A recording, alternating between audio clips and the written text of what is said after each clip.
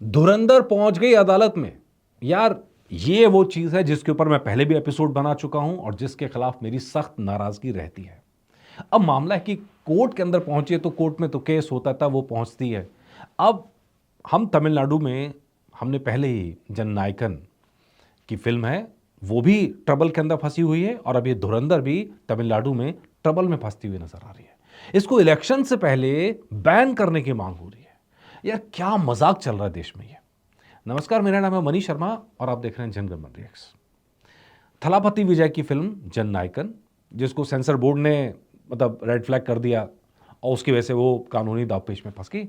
हमने एपिसोड्स करे, हमने विरोध जताया कि ये तरीका सही नहीं है। तरीका क्यों सही नहीं है? क्योंकि अगर इस तरह कलाकारों की फिल्म पे कैंची चलती रहेगी या अदालत का हथौड़ा पड़ता रहेगा, तो वो फिल्में, ये पूरी इंडस्ट्री के लिए नुकसानदायक है। जननायकन के साथ ऐसा हुआ, अब तक रिलीज नहीं हो पाई, अब उसको पता लग रहा है इलेक्शंस के बाद रिलीज होने की बात है। अब कुछ ऐसा ही इस फिल्म के धुरंधर के साथ होता हुआ नजर आ रहा है, और वो तब हो रहा है जब रजनीकांत फिल्म के लिए ट्वीट कर रहे हैं। ट्वीट करके कह रहे हैं कि भाई शानदार फिल्म बनाई है। और रजनीकांत के ट्वीट आने का मतलब आप समझ रहे हैं कि कितनी बड़ी उनकी फैन फॉलोइंग है, और उनकी फैन फॉलोइंग अगर फिल्म के लिए पॉजिटिव वर्ड सुनती है तो कहीं ना कहीं एक अट्रैक्शन फिल्म के लिए क्रिएट होता है। तो रजनीकांत कह रहे हैं। तमिल के तो न जाने और भी नाम आ रहे हैं, लेकिन तेलुगु से तो और बड़े नाम आ चुके हैं जो लगातार कह रहे हैं। तो तेलुगु के अंदर रिजल्ट भी आप देख रहे हैं, कलेक्शंस करोड़ों में पहुंचा हुआ वहां पे भी। तमिल के अंदर पॉलिटिकल सेटबैक वहां पर है, पॉलिटिकल जो सिनारियो वहां पर है, वहां पर फिल्म के खिलाफ माहौल बनाने की कोशिश हो रही है, और ये कोशिश हो रही है कि फिल्म इलेक्शन से पहले रिलीज ना हो, क्योंकि इलेक्शन पर इसका इम्पैक्ट पड़ेगा। वजह क्या है? वजह यह है कि इसके अंदर दिखाए नोटबंदी की वजह थी। ठीक है, अब सही गलत वो एक अलग इशू। कहानी के शुरू में डिस्क्लेमर लगा रखा है कि भाई सच्ची कहानी नहीं, काल्पनिक कहानी है, किसी भी घटना से लेन देना नहीं है। लेकिन फिल्म जिस तरह प्रेजेंट की गई है, तो लोगों को तुरंत देख के लगता है अच्छा हाँ, नोटबंदी इस वजह से हुई होगी। अब ये बात बीजेपी समर्थक जो हैं उनको तो अच्छी लग सकती है, लेकिन जो बीजेपी के विरोधी हैं उनको ये बात अच्छी लग नहीं रही है। उनको लग रहा है कि यार ये तो फ्री फंड का प्रचार हो रहा है। अच्छा, प्रचार हो रहा है, दैट्स फाइन। न जाने कितनी फिल्में आती हैं जिसके अंदर पॉलिटिकल प्रोपेगेंडा होता है, हम जानते हैं। लेकिन ये एक ऐसा कड़वा सच है जो हर हिंदुस्तानी जानता है।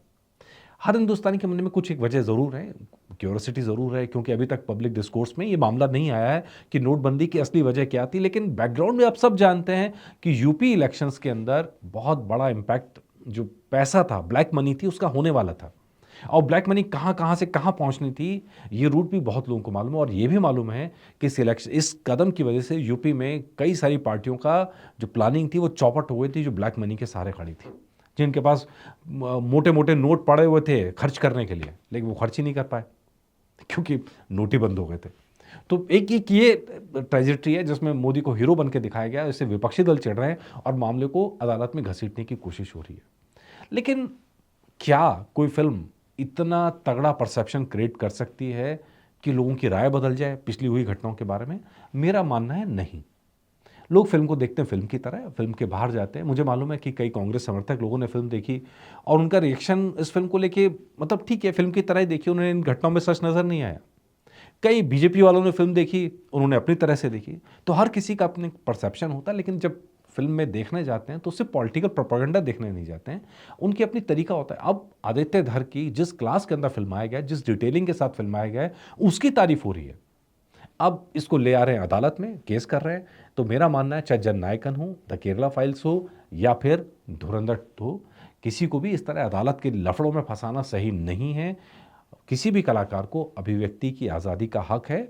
वो अभिव्यक्ति की आज़ादी के लिए, अब वायलेंट है फिल्म तो सेंसर सर्टिफिकेट भी मिला हुआ, 18 साल से कम बच्चे अलाउड ही नहीं है। हम गए सिनेमा हॉल में तो हमारे सामने सामने रोका गया बच्चों को जाने से, तो वो तो फिल्म अलाउड नहीं है उनके लिए। और जो बालिग हैं उनके पास इतना मैच्योर माइंड है कि वो फैसला कर सकें सही क्या है, गलत क्या है। लोगों को पॉइंट ऑफ व्यू जानने का हक है और ये हक छीना नहीं जाना चाहिए, मेरा ऐसा मानना है। बाकी आप लोगों की जो राय हो मुझे कमेंट करके बताएगा। नमस्कार।